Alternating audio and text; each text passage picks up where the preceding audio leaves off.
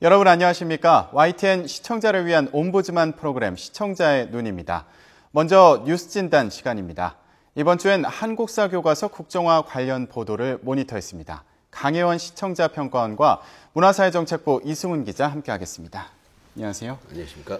네, 먼저 강혜원 평가원께서는 이번 보도를 어떻게 보셨나요? 네, 지난 12일 황우여 부총리는 기자회견을 통해 한국사 교과서 국정화 방침을 밝혔습니다. 2017년도부터 중학교 역사교과서와 고등학교 한국사 교과서를 현재 검정체제에서 국정화체제로 변환하겠다는 것입니다. 관련 보도를 살펴보면 국정화 논의의 시작은 지난해 초부터 시작되었는데요. 대통령 업무보고에서 사실에 근거한 균형 잡힌 역사교과서 개발 등 역사교육과 관련된 제도 개선책이 필요하다는 의견이 제시된 것입니다. 하지만 한국사 관련 학회 등 시민사회의 반대 의견에 밀려 잠시 논의가 중단되었는데요. 올해 초 황우여 사회부총리가 다시 국정화 필요성을 피력하였고 이달 초 새누리당에서 역사교과서 개선 특별위원회를 구성하는 등 논의가 다시 수면 위로 떠올랐습니다. 곧이어 교육부의 공식 발표가 이루어지면서 관련 논의가 활발하게 진행되고 있는 상황입니다. 정부 발표 이후 야당은 곧바로 황우여 부총리 겸 교육부 장관에 대한 해임 건의안을 제출하는 등 거센 반대에 나섰는데요. 각 지역 교육청들도 찬성과 반대로 의견이 갈리고 있는 등 당분간 논란이 계속될 것으로 보입니다. 이와 관련해서 기존의 교과서 검정 제도와 비교하여 국정화 이후에는 일선 학교의 역사교육에 어떤 차이가 생길 것으로 예상되는지 설명 부탁드립니다. 네, 그렇다면 이승훈 기자, 이번 논란의 과정을 설명해 주시고 또 국정교과서가 도입되면 역사교육은 어떻게 이루어지게 되는지도 말씀 부탁드립니다. 네, 교육부가 잘 알다시피 한국사 교과서의 국정교과서 도입을 결정을 했습니다. 지난 12일이었죠. 또 그 전에 사용하던 교과서가 검인정 교과서니까 현재는 가장 정확한 말은 국정교과서 전환이란 말을 씁니다. 국정교과서를 도입해야겠다 이런 말이 나온 것은 말씀하셨지만 교학사 우편형 교과서의 파동으로까지 거슬러 올라갑니다. 제 기억으로는 지난 2013년 정도로 기억이 되는데요. 그때 논란이 커지자 당시 교육부 장관이었던 서남수 장관이요. 문제가 된 교학사 교과서뿐 아니라 이미 검정을 끝낸 다른 한국사 교과서에 대한 모든 검토를 지시를 합니다. 결국 그때 두 차례에 걸쳐서 900여 곳이 잘못됐다면서 교육부가 수정 명령을 내리고요. 이 과정에서 여권을 중심으로 이렇게 문제가 많은 교과서라면 현재의 한국사 교과서 좌편향했다 이런 지적과 함께 국정교과서를 도입해야 한다 이런 말이 천천히 나오기 시작한 겁니다. 결국 교학사 교과서의 우편향 논란이 국정교과서 도입으로 결론이 난 셈이죠.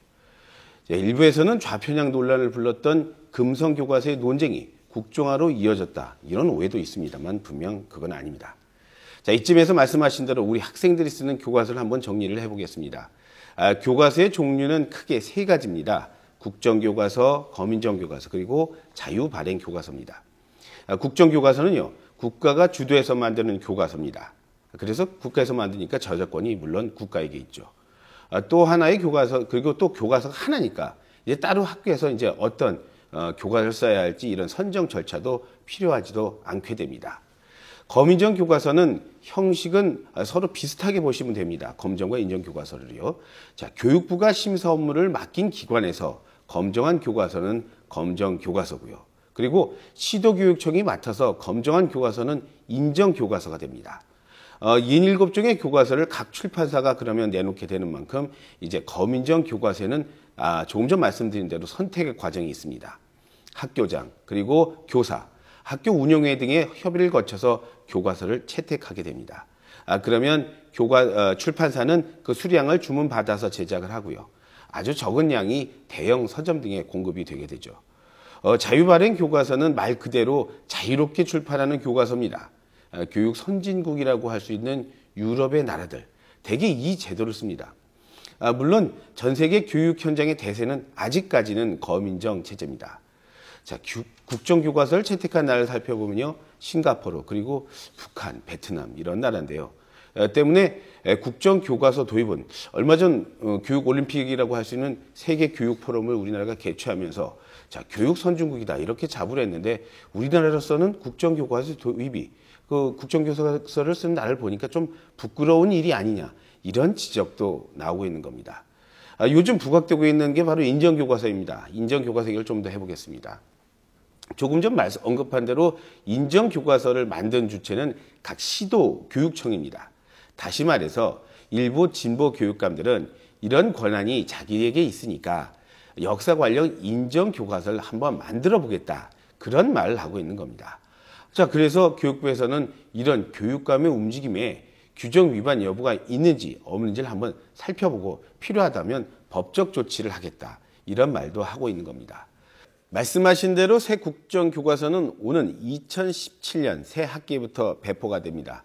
이에 따라서 새로 새 국정교과서로 이제 대학 입학 수학능력 시험을 치르는 학생들은 이 학생들이 고3이 되는 2020학년도 시험 때부터가 되겠죠. 참고로 오는 2017학년도 수능부터는 지금은 선택 과목인 한국사 과목이 필수 과목이 됩니다. 물론 그 시험은 당분간은 기존의 검정 교과서 내용을 담게 됩니다. 자, 앞으로 담기게 될 교과서에 국정교과서는 어떤 내용을 담게 될지 아직 결정된 것은 없습니다. 그런데 원칙은 있어요. 논쟁의 소지가 많은 부분은 담지 않겠다. 이렇게 교육부가 밝힌 만큼 또 국편도 이렇게 말한 만큼 지금의 교과서보다는 현대사 부분의 비중만큼은 많이 줄어들 거로 보입니다. 지금 현재 고등학교 한국사의 경우에는요. 현대사 비중이 약 30%가 좀 넘습니다.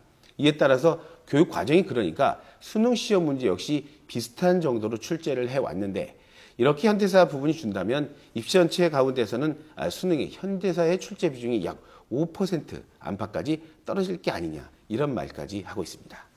네, 그렇다면 강혜원 평가원은 이번 사안을 지켜보면서 좀 우려되는 부분은 없었나요? 네, 2017년에 국정화 시행이 예고되자 촉박한 일정 등으로 인해서 실제로 국정화 교과서가 시간 내로 집필될 수 있을지 또 내용면에 있어 충분히 검증을 거칠 수 있을지에 대한 우려가 이어지고 있습니다. 방대한 역사적 사실을 담게 되는 만큼 교과서에 실을 내용에 대해서 충분한 논의와 합의를 거치는 것뿐 아니라 사실관계 확인 등의 정확한 정보 기술을 위한 노력도 필요할 것으로 보입니다. 한편 연세대를 시작으로 역사학과 교수들이 잇따라 국정화 교과서 집필에 참여하지 않겠다고 입장을 발표하는 등 역사학계의 반발이 이어지고 있는데요. 때문에 집필진 확보에 어려움을 겪을 것이라는 전망도 제기되고 있습니다. 이에 대해 근현대사의 경우 역사학 전공자가 아니라고 하더라도 다양한 분야의 전문가 참여를 통해 집필하겠다는 방침이 발표되기도 하였는데요. 교육부는 충분히 의견을 수렴하겠다는 방침이지만 찬반 측의 의견이 첨예하게 엇갈리는 상황이니만큼 합리적인 방향으로 논의가 이어질 수 있도록 보도를 통한 사실 검증과 해설이 중요한 상황이라고 생각됩니다. 이와 관련해서 현재 찬성과 반대 측의 의견이 어떻게 엇갈리고 있는지 설명 부탁드립니다. 네, 이승훈 기자, 그 네. 찬반 양쪽의 의견 차이가 전혀 좁혀지지 않고 있는 상황인 거죠? 예, 좁혀질 가능성도 별로 없다는 그런 생각을 하게 되는데요. 가장 첨예하게 막 쏘고 있는 곳 역시 정치권입니다. 국정화에 찬성하는 새누리당은요. 한국사 교과서의 국정화, 제2의 건국이라고 선언을 했습니다. 새정치연합, 한국사 교과서 국정화를 이렇게 봅니다. 역사 쿠데타라고 규정을 하고 있습니다.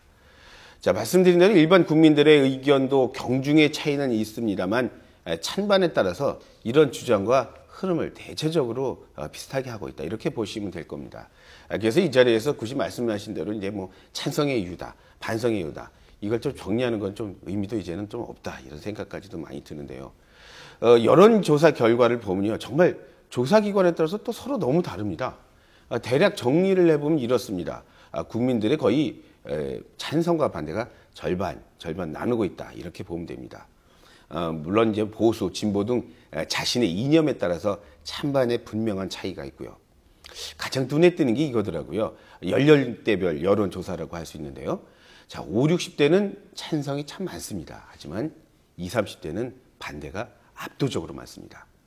젊은 층의 참여가 많은 곳 가운데가 하나가 이제 온라인 아닙니까? 온라인 연인론 조사를 보면요. 반대하는 목소리, 거센 움직임에 비해서 찬성의 목소리는 매우 적습니다.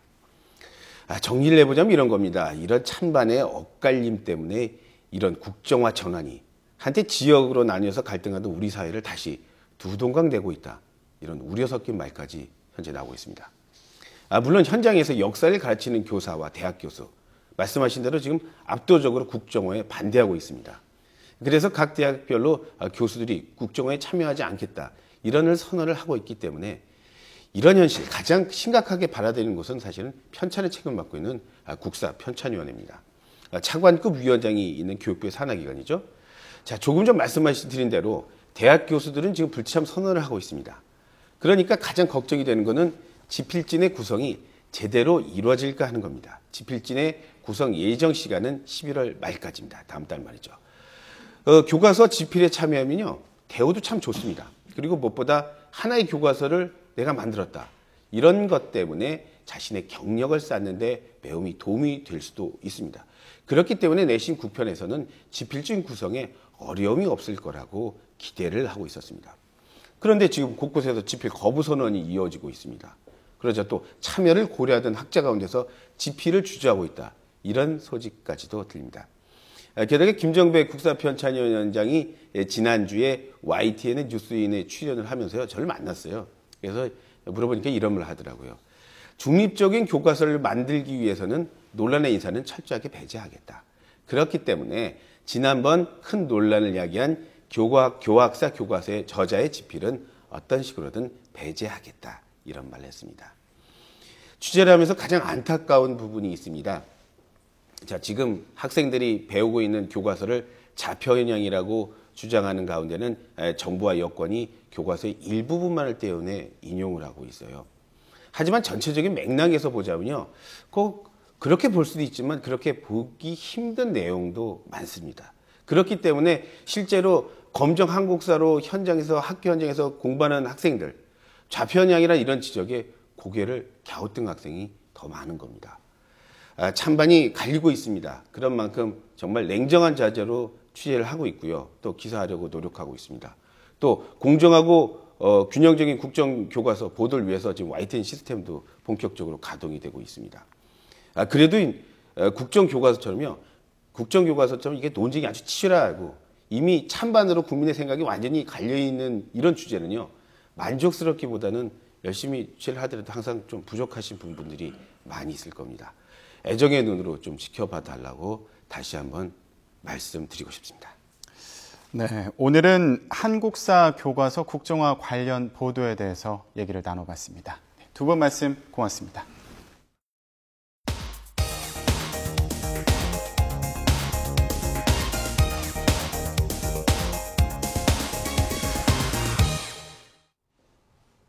지상파 DMB 채널인 YTN DMB 프로그램을 평가하는 내가 본 마이TN 순서입니다.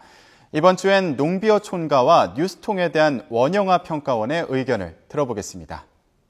안녕하세요. 마이TN 시청자평가원 원영아입니다. 시청자 여러분은 어떤 목적을 가지고 텔레비전 프로그램을 시청하시나요? 단순히 시간을 때우거나 여가를 목적으로 텔레비전을 시청한다고 해서 바보상자라는 단어로 텔레비전의 역기능을 설명하기도 했었는데요. 사실 텔레비전 프로그램은 시청자들에게 양질의 정보를 음성뿐만 아니라 풍부한 자료 그리고 화면을 통해 전달하는 것을 가장 큰 목적으로 합니다. 이러한 목적에 부합한 프로그램을 만들기 위해서는 시대의 흐름을 잘 읽고 시청자들의 니즈를 잘 파악하는 것이 중요할 텐데요. 최근 도시의 삶을 접고 어촌이나 농촌으로의 귀농, 귀촌을 선택하는 사람들이 많아졌다고 합니다. 농비어 촌가는 이러한 귀농, 귀촌 트렌드를 시리즈 프로그램으로 제작하여 시청자들에게 전달해주고 있습니다. 최근에 방송된 프로그램에서 어떤 정보를 시청자들에게 제공했는지 살펴보겠습니다.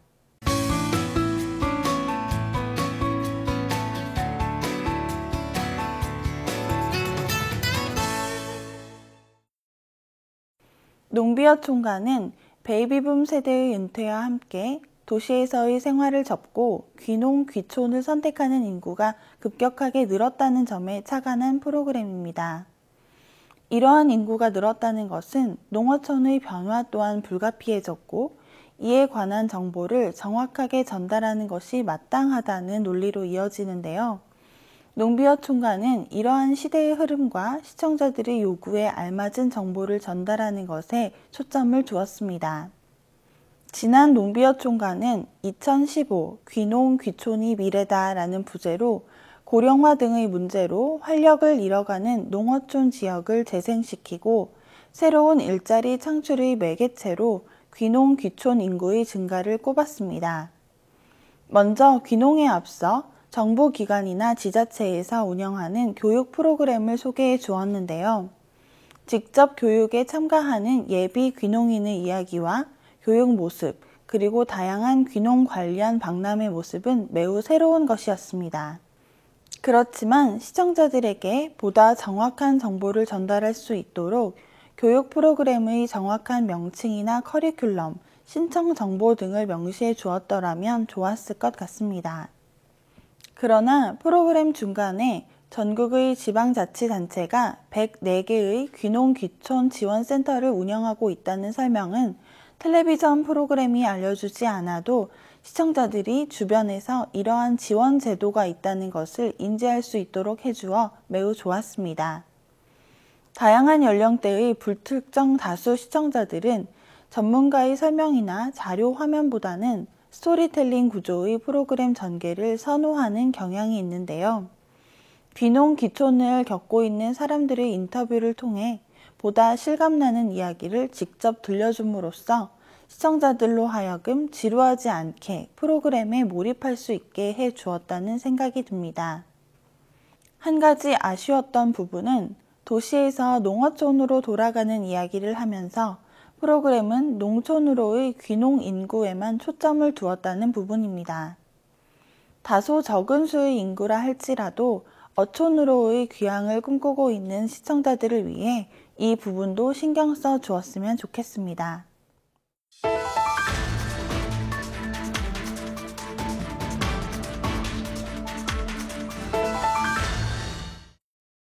최근 며칠간 각종 뉴스를 통해 이슈가 되고 있는 것은 단군 이래 최대의 사기꾼으로 불리는 조희팔 씨의 재수사에 관한 것입니다. 뉴스통은 이슈 분석이라는 자체 꼭지를 통해 이 사건에 관해 상세하게 다루었는데요. 여성 앵커가 나와 자료 화면으로 채운 배경 화면을 등지고 흔히들 말하는 수사 프로그램 톤의 목소리와 어조로 이 사건에 관해 전해주었습니다. 이때 조희팔 씨의 장례식 영상을 자료 화면으로 보여주었는데요. 의문스러운 부분이기는 하나 명백히 사망한 사람의 얼굴이었는데요. 이 얼굴을 방송에 그대로 나타낸 것은 조금 아쉬운 부분이었습니다. 이슈 분석 꼭지는 이슈가 되는 사건의 전후 과정을 상세하게 설명해 주어 시청자들의 이해를 돕는데요. 사건의 재수사에만 초점을 맞춘 것이 아니라 당초 어떤 사건이었는지, 어떻게 전개가 되었었는지, 수사 종결 후의 상황은 어떻게 되었는지, 그리고 앞으로의 재수사는 어떻게 이루어질지에 관해 상세한 설명이 곁들여져 매우 좋았습니다. 약 2분여의 앵커 설명 이후에도 취재 기자의 설명이 이어졌는데요. 비슷한 맥락의 이야기를 반복한 감이 있었지만 더욱 자세하고 전문적인 부분이 포함되었기 때문에 적절한 구성이었다는 생각이 듭니다. 뉴스통의 이슈 분석은 시청자들에게 빅 이슈를 일정 시간을 할애해 전달하고 있는데요. 어렵지 않은 설명이나 자료 화면, 반복, 자막, 표시 등을 통해 시청자들에게 정확하고 간결하게 정보를 전달하고 또 이해할 수 있도록 배려할 수 있으면 좋겠습니다.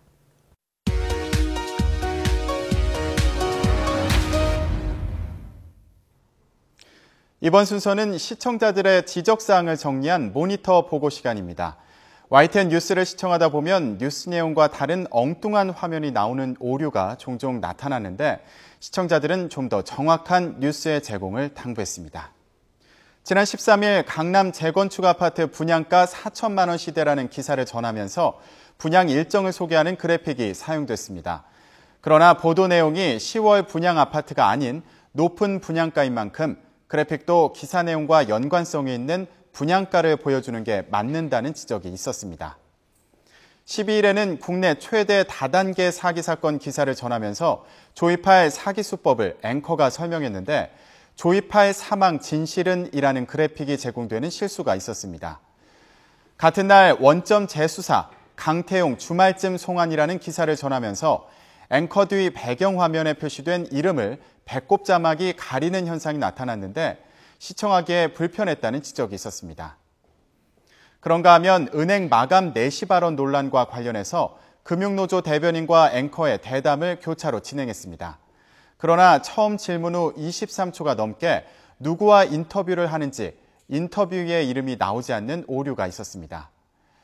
그리고 국정교과서 확정했지만 곳곳 난제라는 앵커 리포트에서 소개 멘트를 하는 앵커 뒤 배경이 비어 있었고 전체 화면으로 바뀔 때까지 1분여간 빈 화면으로 방송을 했습니다. 24시간 생방송이란 특성상 불가피한 측면도 있겠지만 신뢰도를 떨어뜨릴 수 있는 만큼 시청자들은 좀 더 정확한 뉴스의 제공을 당부했습니다.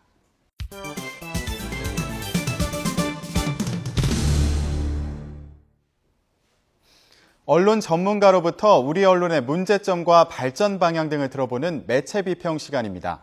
오늘은 정대철 한양대학교 교수로부터 뉴스에서 계절 보도에 대한 문제점이라는 주제의 논평 들어보시겠습니다. 날씨나 기후는 가장 오래된 뉴스 보도입니다. 신문이나 방송에 처음 출발할 때부터 다루었던 뉴스였습니다. 자연의 변화가 큰 영향을 주었고 주 산업이었던 농업과 관련이 많았고 또 큰 행사에도 연관이 있어서 중요하게 다루었습니다. 이제는 자연재해나 일상생활에 연동해서 다루고 있습니다.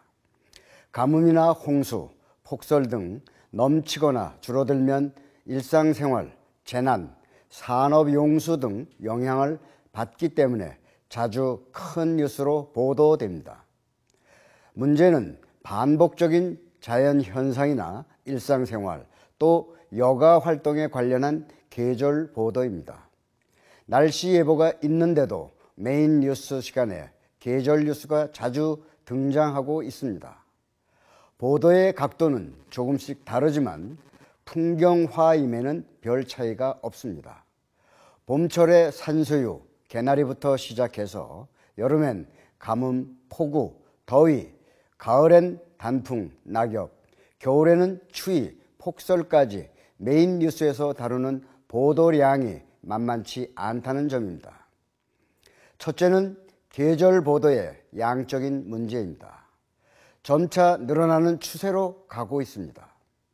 기후 변화가 달라지고 있기 때문에 환절기가 길어지고 온도 차이도 더 벌어져 일상생활의 영향도 커졌습니다. 환절기 질환이나 음식, 패션도 많은 변화를 감지할 수 있습니다. 양적인 증가가 이유는 있겠지만 한정된 시간에 다른 뉴스가 빠진다는 점입니다. 두 번째는 질적인 문제입니다. 일상생활에서 생산적인 활동에 관련을 시키느냐, 휴식이나 소비적인 활동에 비중을 두느냐, 방향이 명확하면 좋겠습니다. 놀이나 나들이를 부추기는 계절 보도로 가고 있는 것은 아닌지 살펴보아야 합니다. 계절의 변화는 반복적이지만 다름이나 차이가 무엇인지를 찾아서 계절의 새로움을 다루어야 합니다. 보편적인 정보를 뉴스에서 다룰 수는 없습니다. 보다 전문적이거나 특수한 아이템으로 전환하는 노력이 따라야 합니다. 뉴스 가치도 이율 배반성이 있습니다. 복잡하고 어려운 전문성과 간단하고 쉬운 보편성이라는 양면을 가지고 있습니다. 선택이 아니라 조화입니다. 전문성을 보편화시키는 전문가가 되어야 합니다. 계절 변화를 새롭게 디자인한 뉴스 보도를 기대합니다. 시청자의 눈은 시청자 여러분의 참여를 기다리고 있습니다. YTN 홈페이지 시청자 의견 코너에 글을 남겨주시면 좀 더 정확하고 공정한 방송을 만드는 데 참고하겠습니다. 이번 주 순서는 여기서 마치겠습니다. 고맙습니다.